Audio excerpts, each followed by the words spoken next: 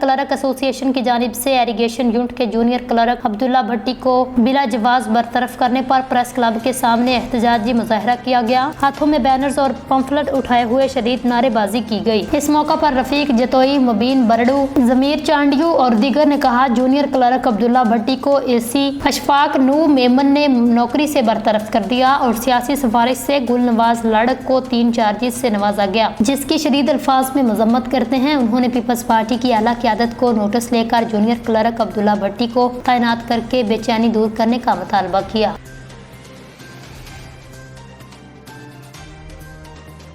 वज़ीर दाखिला ज़िया हुसैन लंजार और MPA इम्तियाज़ शेख की सिंध असम्बली में PAC मीटिंग के दौरान मीडिया से गुफ्तगू। आइए आपको सुनवाते हैं। करम होता है और हम एफर्ट्स लेते हैं, इंसान नेक नियति से एफर्ट्स ले। जैसे इम्तियाज़ शेख साहब ने कहा कि जब मैंने चार्ज लिया तो उस टाइम पर 27 ऑब्जेक्टिव थे शिकारपुर और कश्मीर में, वो सिर्फ एक आउट और बहुत बेहतर हो रही है। मैं मतलब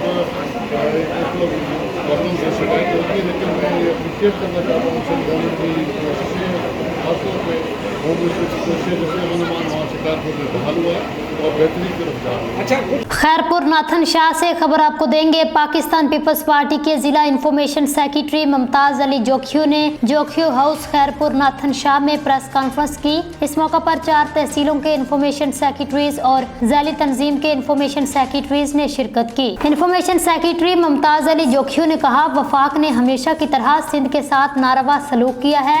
सिंध के अंदर गैस और बिजली के लोड शेडिंग जारी है। लोग गुर्बत की वजह से बिजली के भारी बिलों की अदायगी नहीं कर पा रहे। पीपल्स पार्टी के चेयरमैन बिलावल भुट्टो जरदारी ने सोलर स्कीम का इफ्तिताह किया, जो सिंध के गरीब लोगों को लोड शेडिंग की वजह से बहुत जल्द लोगों के घरों तक पहुंचाया जाएगा। पीपल्स पार्टी का मंशूर सिंध के लोगों की खिदमत करना है। इस सिलसिले में 50,000 घरों का तमीरी काम जारी है। पीपल्स पार्टी दादू जिले की सदारत के सवाल पर कहा, पार्टी की आदत जो भी फैसला करेगी हम कबूल करेंगे। हम जमहूरियत पर यकीन रखते हैं।